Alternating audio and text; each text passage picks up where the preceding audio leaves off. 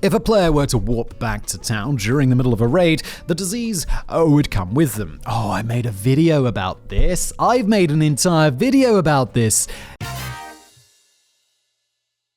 Hello everybody, welcome back to another episode of Brain Blaze. As always, I am your host, Simon Wemers here, one of my writers. Often Danny, but I say one because Kevin is guest writing today's episode. It's the biggest dick moves in multiplayer game in history. Wasn't this a giant battle in like EVE Online or something, which ended up costing like hundreds of thousands of dollars in real world money equivalent because there were so many ships destroyed which could have been sold on like a marketplace for like fake EVE dollars which can be exchanged for like real dollars or something like that. That kind of blows my mind. I know I sound like a massive boomer saying that, but it is pretty incredible that that's kind of where we are with games. There's a lot of wacky things you can do in video games, ranging from the mildly rude to the downright sadistic. I'm sure I'm not the only one who installed one-way signs in Sim Theme Park to trap all of my park's guests in a small area with nothing but bathrooms and concession stands, holding everyone hostage until their wallets were empty. I haven't thought about this game in years, but I played Theme Park World, which was this game back in the day. And I remember you could build your theme park and then you could go on a virtual tour through your theme park through like in the first person and go on the rides and stuff. And I just remember that game. It absolutely blew my mind that this was a possibility. I just was overwhelmed by that. I remember just being so impressed with it. Anyway, enough. Let's carry on. Or maybe you are more like my friend who loved The Sims 2 and decided to put a person in a room with 30 hamsters and then remove the door to see what would happen after they were trapped in there for days. Oh my god, what would happen? Well, the hamsters would eventually die, and then the person would eventually die, right? Would they eat the hamsters? They'd eat the dead hamsters? No, The Sims 2 doesn't have that kind of functionality. Being mean to imaginary people is fun, but multiplayer games are great because they let you be mean to your friends. If you've ever held an N64 controller in your hands, I'm sure that at some point you played a game of GoldenEye where every spawn point in the level was covered from floor to ceiling with proximity mines, causing the first person who died to be stuck in an essentially infinite loop of death animations. Yeah, GoldenEye was great. I just totally remember those proximity mines right now. I forgot about those. Did they have remote mines as well? They were the little black things with a red dot in the center, right?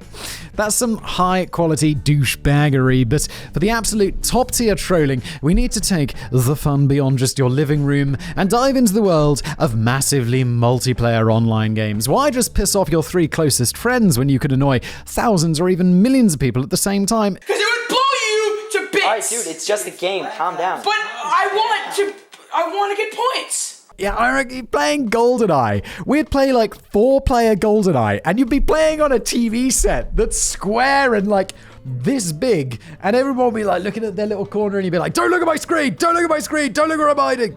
But we'd be playing on some screen like this big each quarter, and now I'm like, nah, 48 inches is not enough. That's a little gay.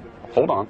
I need a much larger television. Can we get 8K already? Come on. The running of the slimes. Slimes have been a mainstay of fantasy genre gaming for as long as I can remember. I have no idea what a slime is because I have absolutely no interest in fantasy games. They're low-level monsters that are more of an annoyance than anything else, except for the adorable slimes from Dragon Quest. While slimes are weak, they generally have one very special characteristic. If you strike a slime without killing it, it will split in half, making 2 slimes, which will then heal over time. The year was 1999. MMOs were still extremely new. Computers weren't as powerful as they are today, and most people were still on dial-up. The game Ultima Online, I feel like I've vaguely heard of this, was in its 3rd year with a player base of 120,000 people, the largest MMO at the time. Oh my god, have things changed. Now it's like, you're at games, it's got like 40 million players, and you're like, that's the population of a fairly large country. Like, goddamn. A player by the name of Shrey had teleported a bunch of monsters to a remote cabin for him and his friends to use to level up some of their skills, but they accidentally brought a slime with them. Shrey shot the slime with an arrow and it split in 2. Suddenly, he had an idea. He ushered a slime into the house, and there he began his experimentation. Most of his magical spells would simply kill the slimes, but he realized there was a purple potion that would deal damage to everything in the area within the house, but it wasn't enough to kill the slimes. With mischief in his heart, cart and a backpack full of purple potions, it was time to get to work. I have no idea where this is going. I'm truly lost. Oh, and one other interesting thing about slimes in Ultima Online was that they, unlike most things, could stack on top of each other, so you could have multiple slimes occupying the same space. Kevin, I've got no idea where you're going with this. I feel like you're leading me down a path to realization, and I'm just like, what are you talking about with these slimes and this damage? And I've just never played any games like this. This meant that Shrey was not limited in how many slimes he could make by the size of his house. Over the next however long, Shrey would toss a purple potion into the house, let the slimes heal, then repeat the process. The slimes grew exponentially until every inch of the house was covered in slimes stacked at least 100 high. He probably would have gone higher, but his computer could barely run at this point. It even crashed multiple times. Computer says no. With his slime army prepared, oh, I see, he's gonna release this like huge infinite thing, and it's going to be released into this massively multiplayer online game, and it's just going to get absolutely out of control. There was only one thing left to do. Open the door. Shrey flung open the door and a slime popped out, then another and another. One by one, the slimes continued to march out of the house for the next 5 hours, happily hopping towards the nearest town to kill everything and everyone in their path. Slimes may have been weak, but when a player was surrounded by them, it was virtually impossible to take action without being interrupted by an attack from a slime. Shrey wanted to have some fun and kill a ton of players, but as the pile of slimes spread out and continued to multiply as players tried to fight back, he accidentally killed the entire server. The next day, Shrey brought a slime to his cabin again to give it another go. While his purple potions did their work, he notified players that unless they paid a ransom within 1 hour, he would unleash an army of slimes again. They laughed in his face, so once again, he opened the door. To be fair, he admitted that he was going to open the door anyway, because clearly he was a bit of a dick. He's just doing some in-game blackmail. Holy shit, is that a crime? Maybe.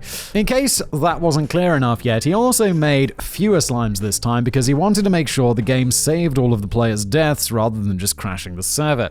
Unfortunately for Shrey, there were more players online this time, so it was still enough to overload the server. The next day, the game was patched, and an in-game notice declared that slimes would no longer multiply when struck. Afraid of getting banned for his antics, Shrey stayed off the game for a while and did not reveal himself as the true culprit until 12 years later in 2011. People cared. It's like, can you imagine just admitting to this like 12 years later, being like, yeah, I did that thing with the slimes. People are like, what's a slime? What game? What are you talking about? No one cares. Unfortunately, all the screenshots he took back in 1999 seem to have been lost to the ages, so we'll never get to see his army of slime in all its glory. If there's any moral to this story, it's that you can't ransom a game just by doing normalish stuff that the developers can easily patch out. Yeah, it's one of those things. It's like this guy's trying to blackmail us. Can you just fix it, game developers? And they'll be like, yes, fine. Done. Problem solved. Guy sounds like a bit of a dick though, doesn't he? Way too real. EVE Online, this is the one with the big battle, is a fucking weird game full of some of the craziest MMO stories I've ever heard. This has been around forever. Like, I swear a friend of mine at school was into EVE Online. It was EVE Online. It's got to be 15 years old, right? This game, 15, 16, 17 years old. Right? I could do multiple videos on dick moves in EVE, but I figured for today we'd stick with my all-time favorite. Much of EVE revolves around their in-game currency called the ISK or ISK maybe, let's just call it ISK. It can be earned by completing quests, killing other players, which is more stealing than earning, or mining. Basically, the game is about performing menial labor for scraps with the hopes of someday being able to afford to buy your own house. Your own house in a game which you are working for. I always feel like with this stuff, like, why not just work in real life? Why work in the game for something fake when you can work in real life for real things? Just me? I don't know. I mean, spaceship. Oh, okay. So you buy your own spaceship instead of a house, whatever. The virtual economy functions far too similarly to a real-world economy, and you can in fact buy and sell ISK for real money, although I believe selling it is against the terms of service, as if that ever stopped anyone before. Yeah.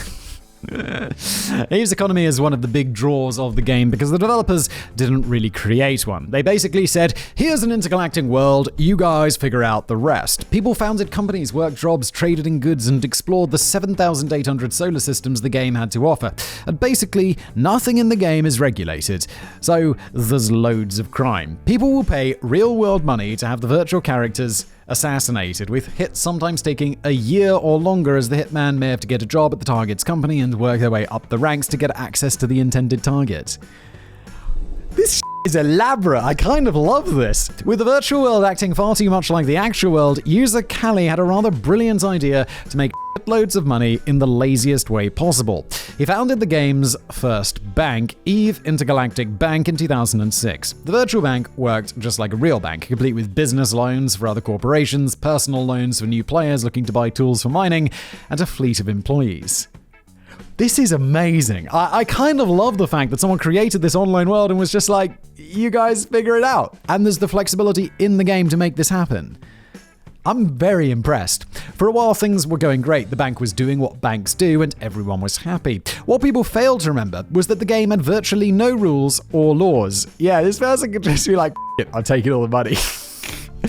And I can do whatever the fuck I want. Callie had asked for their money, and they just gave it to him. So one day, when Callie decided that as owner of the corporation, he was going to drain the bank's entire account of 790 billion ISK, which has a real-world value of $170,000, and transfer it to his personal account, there was nothing anyone could do to stop him. He's not broken a law.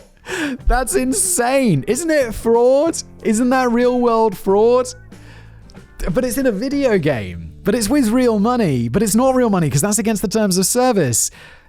I don't know how the law works on this. Are there even laws that deal with this? Callie could have tried to cash out all of that ISK, but what's the fun in that? People will feel bad they got robbed, but that's not demoralizing enough. Instead, he used much of the money to build the most powerful warship the game had ever seen, and then sailed off into space and offered the rest of the money as a bounty on his own head. This guy just doesn't give a f***. It's amazing. After every attempt to kill his character failed, he released a 15-minute YouTube video taunting the player base. He laughed at them for essentially paying real money for the right to work a second job and told them they deserved to be robbed.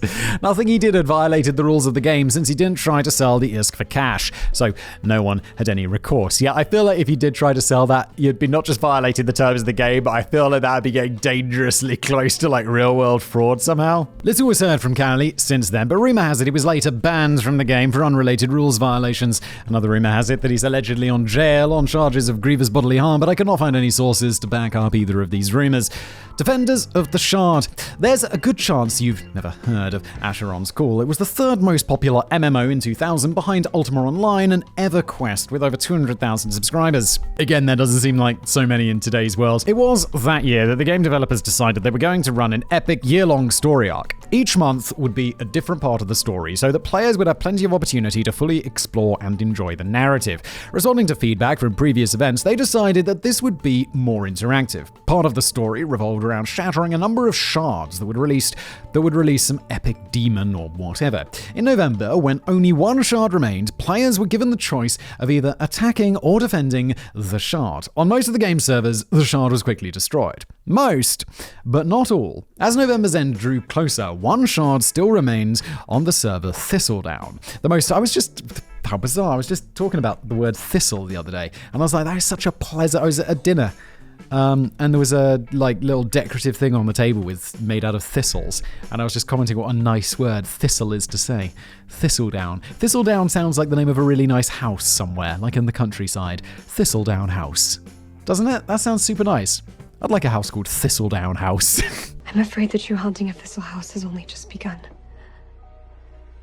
The fuck? The most powerful players on the server had banded together to defend the Shard, which they nicknamed Harry. They were not only well-equipped, high-level players, they were extremely organized. The players worked in dedicated shifts to defend the Shard 24 hours a day. This became a thorn in the side of the game developers. They wanted all of the servers to progress to the next part of the story at the same time, so Harry would need to die before November was over. They could have done some magical hand-waving and just deleted Harry, but they decided that would be a disservice to the players who had defended it so well. Instead, they sent 2 champions in to destroy the Shard. The first was one of the game developers named Jesse. The second was an NPC who they had buffed to deal 120 times his normal damage. Holy shit. There were just 2 things the programmers had encountered on. The first was that these players had realized they could repeatedly sacrifice themselves to Harry, leveling it up to the point that it was essentially invulnerable. The second was that the players were not around. Jesse sat at his workstation, surrounded by dozens of other employees who watched him and Vidorian charge their godlike characters at the Shard, unaware that their initial attempts to make Harry vulnerable again had failed. The other developers laughed at Jesse, his head hanging in shame as the defenders of the Shard jumped up and down on his and Vidorian's corpses. The second attempt succeeded in weakening Harry, and after Vidorian died several more times, they were finally able to destroy the Shard so that the story could progress as planned. On that day, the developers of Asheron's Call learned that the number one rule of being the dungeon master of an RPG is don't bother planning out involved stories, because your players will your plans 100% of the time. In honor of the defenders on Thistledown, a monument was erected in-game displaying the names of all the players who took part in the valiant defense of Harry. It's so, like, whatever you plan for, like, someone's gonna up your plans. What's that quote about, like, war plans not survive your first contact with the enemy? World of Warcraft Pandemic. Zul'Gurub was the second new raid added to World of Warcraft after the original content. The end boss hacker, the Soul Flayer, cast a spell called Corrupted Blood that would continually deal large amounts of damage over 10 seconds, killing many players instantly. The effect was never supposed to leave the raid area, but it would only go away after either 10 seconds or when the raid ended. If a player were to warp back to town during the middle of a raid, the disease would come with them. Oh, I made a video about this. I've made an entire video about this. It really fucked up this whole game. Check it out. Likewise, pets would contract the disease during battle and then would be able to spread it afterwards. The effects were instantly devastating. Players would get scared that Hakkar was too strong for them and warp back to town, spreading the diseases with them. Even worse, NPCs in town were also able to carry corrupted blood. They were invincible, so they wouldn't die, and 10 seconds doesn't seem like a long time to be infected, but if their sickness ended while someone they infected was still near them or another newly infected person walked by, they would become a carrier all over again. I know you're familiar with this story, Simon. There you go. But here's a friendly reminder of what every city in the game looked like during the pandemic. In case it's not clear, all that white and grey you see are the skeletons of players who died in town from corrupted blood. Undone by the blood. Fear the old blood. Epidemiologists quickly took note of the events. The CDC contacted Blizzard asking to use their data, mistakenly believing that Blizzard had planned a pandemic simulation. Even after being informed it was a bug, they were interested because the level of human engagement made it a potentially far more realistic simulation than any mathematical model they could develop on their own. For research purposes, it had everything you could hope for. There were first responders, healers, and paladins that raced to towns to try and heal the sick, but ultimately just infected themselves. There were town criers, players who would stand on the outskirts of town and yelled to anyone approaching what the situation of the pandemic was like inside to try and stop the spread. Every sort of human behavior you could hope for was accounted for. While many researchers saw a lot of value in this sort of data, others were much more skeptical. After all, it's just a game. Players may have had an intricate social structure and be attached to their characters, and I can promise you it is a massive pain in the arse to have to walk your ghost from the graveyard back to your corpse only to resurrect and instantly die again. But no matter how much players liked their characters, it's still just a game that saw some particularly bad behavior. Players thinking it was funny watching everyone die would deliberately infect themselves with corrupted blood, then warp to town to infect as many people as they could, and that sort of humbuggery would never exist in the real world. I mean, can you imagine a global pandemic where people post TikTok videos of themselves licking freezer door handles at a grocery store or something like that? I mean, such ludicrous behavior would only ever exist in a video game, right? Alright, why, humanity? Why? This has been an episode of Brain Blaze. Thank you so much for watching. Like, subscribe, and I'll see you next time.